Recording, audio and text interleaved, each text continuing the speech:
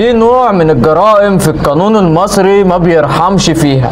جريمة لو عملها أي إنسان بيتحول من بشر لشيطان. التعدي الجنسي على الأطفال، ودي عقوبتها مش بس سجن، دي نهايتها حياة بتتدمر. لو الجاني لمس الطفل أو استغله بأي شكل جنسي حتى من غير علاقة كاملة، العقوبة هنا بتبدأ من السجن من 7 ل 15 سنة سجن مشدد.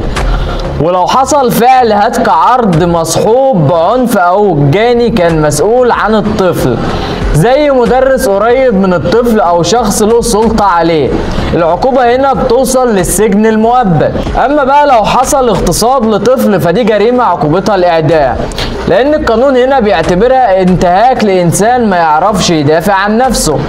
الخلاصة هنا إن كل طفل في البلد دي له حرمة وله أمان، ولو القانون ساكت لحظة فالعقوبة بتتكلم بالنيابة عنه. احمي ابنك، راقب وبلغ، لأن السكوت جريمة تانية.